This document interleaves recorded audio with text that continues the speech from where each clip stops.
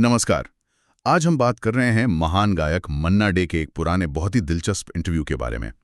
ये इंटरव्यू विविध भारती के YouTube चैनल पर है, उजाले उनकी यादों के नाम से। तो आज कोशिश रहेगी मन्ना डे साहब के सफ़र, उनके सामने आई चुनौतियों और उस जमाने में संगीत कैसे बनता था, इसे थोड़ा और करीब से समझने की। बिल्कुल। और शुरुआत अगर करें तो उनकी संगीत यात्रा पर सबसे गहरा असर उनके चाचा केसी डे यानी कृष्णचंद्र डे का था। वो तो खुद ही बहुत बड़े गायक और संगीतकार थे। उन्हीं के साथ मन्ना डे साहब 1942 में मुंबई आए और फिर उनके सहायक के तौर पर काम शुरू किया। हाँ, और मुंबई आने के बाद मतलब सिर्फ चाचा के साथ ही नहीं, उन्होंने तो खेमचंद्र प्रकाश जी, अनिल बिस्वास, SD बर्मन साहब जैसे कितने ही बड़े संगीतकारों के सहायक के रूप में भी काम किया। जाहिर है सीखने को तो बहुत मिला होगा। और साथ में शास्त्रीय संगीत की तालीम भी जारी रखी। सही कहा। उस्ताद अब्दुल रहमान खान साहब और उस्ताद अमन अली खान साहब से उन्होंने सीखा। देखिए, गाने की शुरुआत तो 1943 में राम राज्य से हो गई थी, पर जो असली पहचान मिली वो थी 1950 की फिल्म मशाल से। गाना था ऊपर गगन विशाल। लेकिन हाँ, ये वो दौर था जब रफ़ी साहब, मुकेश जी, मतलब इंडस्ट्री में दिग्गजों का राज था। तो क्या ये कहना सही होगा कि उनके लिए अपनी जगह बनाना थोड़ा मुश्किल रहा? मन्ना डे ने खुद भी माना है कि शायद उनकी आवाज़ उस वक्त के जो टिपिकल रोमांटिक गाने थे उनके लिए फिट नहीं बैठती थी। बिल्कुल, ये एक बड़ी चुनौती थी। उन्हें अपनी वर्सेटिलिटी, अपनी बहुमुखी प्रतिभा साबित करने के लिए शायद ज़्यादा जोर लगाना पड़ा। उनकी आवाज़ में एक अलग ही बात थी जिसे एस्टैब्लिश होने में थोड़ा वक्त लगा। अच्छा, यहाँ एक बड़ी मज़ेदार बात है। राज कपूर साहब के लिए तो आवाज़ मतलब मुकेश जी, ये तो जैसे तय था। फिर भी शंकर जयकिशन जी ने मन्ना डे से चोरी चोरी में गाने गवाए। और क्या गाने हैं ये! रात भीगी भीगी, आजा सनम, मधुर चांदनी में हम, एकदम सुपर हिट रोमांटिक गाने। ये कैसे हुआ? हाँ, ये बात सही है। ये शंकर जी का विजन था, आप कह सकती हैं। उन्होंने मन्ना डे की आवाज़ की रेंज और वो गहराई देखी जो शायद बाकी लोग उस तरह नहीं देख पा रहे थे। वो मानते थे कि मन्ना डे सिर्फ मुश्किल या क्लासिकल बेस वाले गाने ही नहीं, बल्कि रोमांटिक गाने भी उतनी ही खूबी से गा सकते हैं। कमाल है, मतलब लीक से हटकर सोचने वाली बात। अच्छा, मन्ना डे साहब ने उस दौर की रिकॉर्डिंग प्रक्रिया के बारे में भी बात की है। वो तो आज से बहुत अलग थी, है ना? हाँ, बिल्कुल अलग।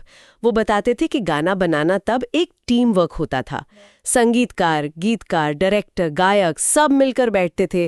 कई कई दिनों तक रिहर्सल चलती थी। उन्होंने ना तो कारवां की तलाश है गाने का जिक्र किया, जिसकी रिकॉर्डिंग में ही 10 दिन लग गए। 10 दिन एक गाने के लिए? आज तो सोचना भी मुश्किल है। हाँ, और वो दुख भरे दिन बीते रे भैया, उसकी रिहर्सल तो कई शामों तक चली थी। ये सिर्फ मेहनत नहीं, ये उस जमाने का मिजाज था। गाने को संवारने का, उसे परफेक्ट बनाने का वक्त था। मन्ना डे को इस बात का मलाल भी था कि वो दौर, वो संगीतकार जैसे मदन मोहन, रोशन, सी रामचंद्र और वो शिद्दत अब शायद नहीं रही। तकनीक ने चीजें तेज जरूर कर दी हैं, पर शायद वो ठहराव कहीं खो गया है। और एक और चुनौती का जिक्र आता है बसंत बहार फिल्म से, जब उन्हें पंडित भीमसेन जोशी जैसे दिग्गज के साथ गाना था केतकी गुलाब जूही। हाँ, वो किस्सा भी उन्होंने सुनाया। कहते थे कि मैं तो बहुत डर गया था, लेकिन फिर डायरेक्टर शंकर भट्ट और संगीतकार शंकर राव व्यास ने हौसला दिया और उन्होंने वो चुनौती स्वीकार की, गाया, और गाना तो खैर इतिहास बन गया। बिल्कुल। अच्छा, अवार्ड्स की बात करें तो मेरा नाम जोकर के ए भाई जरा देख के चलो के लिए उन्हें फिल्म फेयर मिला। पर क्या उन्हें इस बात का थोड़ा मलाल रहा कि पूछो ना कैसे मैंने रैन बिताई या लागा चुनरी में दाग जैसे गानों के लिए उन्हें वो पहचान नहीं मिली? हाँ, थोड़ा मलाल तो था। उन्होंने इंटरव्यू में बात मानी भी, लेकिन वो हमेशा ये कहते थे कि अवार्ड्स ठीक है, पर लोगों का जो प्यार है, श्रोताओं का जो स्नेह है, वो किसी भी अवार्ड से बहुत बड़ा है। और यही सोच उनकी जिंदगी का हिस्सा थी। उनके लिए अच्छा गायक होना जरूरी था, पर उससे भी ज्यादा जरूरी था एक अच्छा इंसान होना। ये बात तो बहुत गहरी है। और ये सीख उन्हें अपने पिता और चाचा से मिली थी कि जो भी काम करो पूरी ईमानदारी, पूरी शिद्दत से करो। बिल्कुल। और इसीलिए जब उन्होंने दूसरी भाषाओं में गाया, जैसे मलयालम या गुजराती, तो सिर्फ गाया नहीं, भाषा के उच्चारण, उसके भाव, सबको समझने की पूरी कोशिश की। सही बात है। आखिर में मन्ना डे की ये बात सोचने पर मजबूर करती है कि एक कलाकार के लिए असली इनाम क्या है। क्या वो सिर्फ अवार्ड्स और शोहरत है, या लोगों के दिलों तक पहुंचना, उनकी यादों का हिस्सा बनना?